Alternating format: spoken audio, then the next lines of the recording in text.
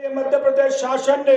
Sanskrit board की अपनी विधाओं को जन जन तक पहुंचाने के लिए एक श्रेष्ठ व्यक्ति का चयन किया है। ऐसे अवसर पर मुझे लगता है कि मंच पर जितने भी व्यक्ति बैठे हैं, वो हमारे के सिंह जी हो या कान सिंह जी हो या ईश्वर जी पाटीदार हो या हमारी जिला पंचायत के अध्यक्ष हो, उन सब का अभिनंदन है, स्वागत है, वंदन है। और बात समाप्त करने के पहले हम सब जिसकी आराधना करते हैं, जिसकी पूजा करते हैं, जिसके लिए जीवन समर्पित करते हैं, वो है राष्ट्र। और उस राष्ट्र के गौरव की जब बात करते हैं तो फिर लगता है कि हम सब का जीवन समाज के लिए समर्पित है। और किस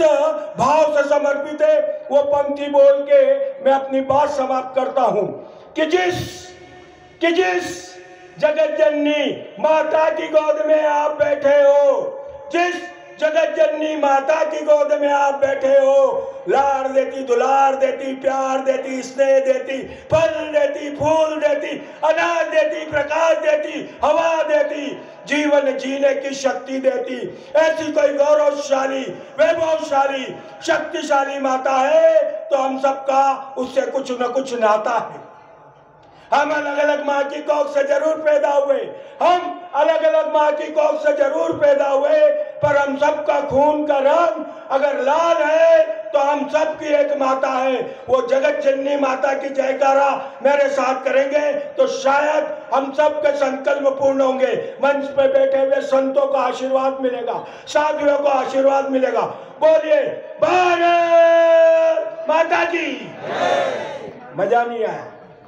ये 15 अगस्त 26 जनवरी का नारा नहीं है, ये हमारी माँ है, ये सब कुछ देती है। और इसका जब भी याद करो तो शेर जैसी दार, शेरनी जैसी दार, तब उसका प्यार भरा आंचल हमारी सेवा करेगा। बोलिए भारत माता की।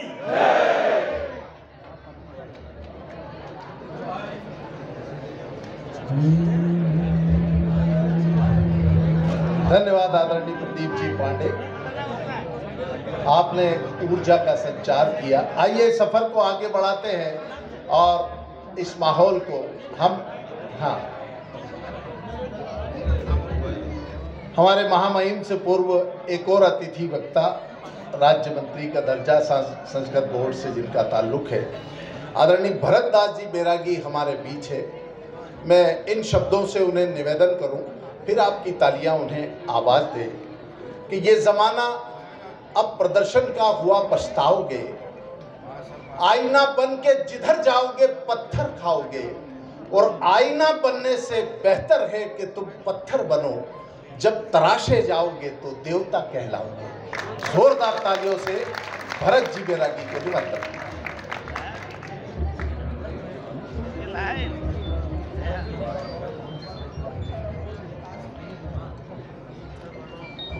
गुरुर्ब्रह्मा गुरुर्विष्णु गुरुर्देवो महेश्वरा गुरुर् साक्षात् परब्रह्मा तस्मै श्री गुरुवे नमः। मंच पर उपस्थित एवं जिनके सानिध्य में इस राष्ट्र को नई चेतना मिलती है, नई ऊर्जा का संचार होता है, ऐसे सभी राष्ट्र प्रवर पूज्य संत वर्ग के श्री चरणों में नमन। ये मालवा है और इस मालवा के जो कर्मयोगी, मैं कर्मयोगी इसलिए कहूँगा कि अभी प्रदीप जी भाई साहब ने कहा है कि एक छोटे से स्थान से निकलकर अपने कर्मों के द्वारा इस राष्ट्र में, इस मालवा की ध्वज पताका को जिस सात्विकता से, सादगी से, सरलता की प्रतिमूर्ति बनकर राष्ट्र को गौरव प्रदान किया, और हम सबके मार्गदर्शक, पालक, और मैं भी करीबन 25 साल से जब प्रचारक था तब से ही जानता हूँ भाई साहब की सानिध्यता और सरलता का हर कोई कार्यकर्ता एक उदाहरण देता है। ऐसे मालवा के कर्मयोगी जो एक सामान्य से गांव से लेकर के आज महामहिम कोई ऐसा ही नहीं बनता है। निश्चित ही प्रदीप जी भाई साहब आपके वाक्य को मैं सार्थकता प्रदान करता हूँ कि जहाँ कर्म की सार्थकता होगी, चरित्रता का चरितार्थ होगा, व्यक्ति का व्यक्तित्व निखरेगा, तब जाके महामहिम लगेगा। ऐसे महामहिम डॉक्टर थावरचंद जी भाई साहब के श्री चरणों में भी नमन। इस कार्यक्रम में माननीय कान सिंह जी चौहान, माननीय के सिंह जी, माननीय प्रदीप जी पांडे जी, माननीय अध्यक्षा लालाबाई, इस क्षेत्र के ओजस्वी युवा कर्मठ पूर्व विधायक जितेंद्र जी और सभी भाइयों और बहनों, निश्चित हमारा देश कभी भी भोग की प्रवृत्ति को सार्थकता प्रदान नहीं करता है और ये जो परंपरा है, ये अखंड परंपरा ही हमारे राष्ट्र को अभी तक हमारी संस्कृतियों से जुड़ी हुई है। स्व अनुशासन का पाठ हमारे ऋषियों ने हमको पढ़ाया और आज जिस परंपरा का जो माताश्री ने वर्ण कर रही है मुमुक्षु, जो अपने सांसारिक जीवन को छोड़कर राष्ट्र के प्रति, समाज के प्रति जो समर्पित हो रही है, मैं तो कहूँगा कि वो एक परिवार नहीं, अब वसुधैव कुटुंब को मानने के लिए अग्रसर हुई है और हम सब उस परिवार हैं, उनके परिवार हैं। उनको चरितार्थ करते हुए आज जिस परिवार को धन्य किया है, मैं उस परिवार को भी बधाइयाँ। और ये लाखों कई जन्मों का पुण्य प्रताप होता है जब हम अपनी निवृत्ति से प्रवृत्ति की ओर अग्रसर होते हैं। सामान्य नहीं है, गृहस्थ आश्रम को छोड़ करके जो मोह माया हमारे अंदर है वो ऐसे ही नहीं छूटती है, लेकिन ये गुरुओं का आश्रय और ये पूर्व जन्मों का प्रारब्ध होता है कि हम उन सब चीज़ों को छोड़कर अपने आत्मोन्नति के मार्ग पर चलते हैं और राष्ट्र को एक नई दिशा देते हैं। देखिए, हम सब कहीं न कहीं स्वार्थी हैं, हम अपने लिए करते हैं, कुछ करते हैं, अधिक समाज के लिए भी करते होंगे, लेकिन एक संत जीवन एक राष्ट्र को प्रति समर्पित होता है, समाज को समर्पित होता है। और ये जो सनातनी समाज है, ये तो हजारों साल से संतों के सानिध्य में अपने आप को पल्लवित पोषित करता रहा है। अगर संतों का आशीर्वाद है तो ही हम हैं, नहीं तो इस जहां से मिट गए, इस ईरान, मिस्र और ये कुछ तो हस्ती है कि हम मिटते नहीं, वो हस्ती है ये मंच पर बैठे हुए हमारे अग्रज, हमारे मार्गदर्शक, हमारे ऋषि प्रवर, कि इनके सानिध्य में ये संस्कृति पल्लवित होती जा रही है।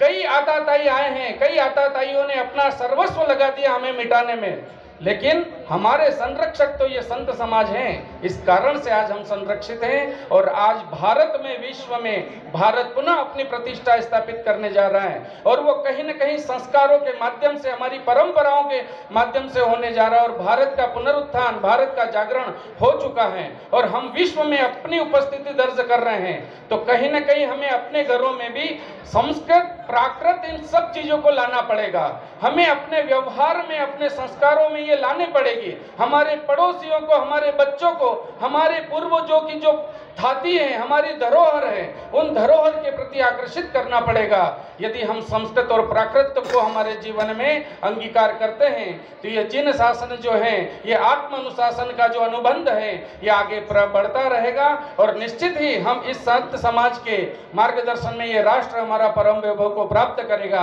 और राष्ट्र सर्वोपरि है, राष्ट्र के लिए जिए, क्योंकि हमारे पूर्वजों ने तो कहा है कि यह वसुधैव कुटुंबकम सर्वे भवन्तु सुखिनः सर्वे सन्तु निरामया की जो कल्पना हमारे ऋषियों ने की है, उनके मार्गदर्शन में हम विश्व को यह एक आदर्श स्थापित करें और हम सर्वे भवन्तु की उस कामना को लेकर ये जो आज जिस आश्रम में अष्टपद चित्त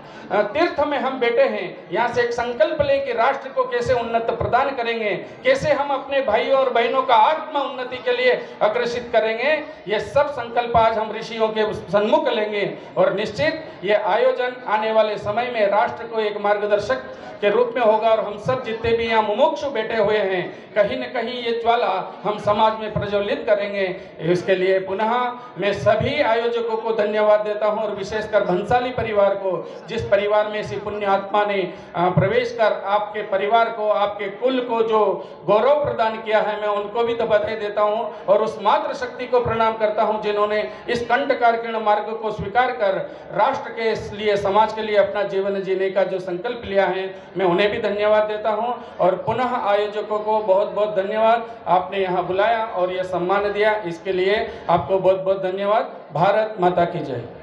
अब हमारे बीच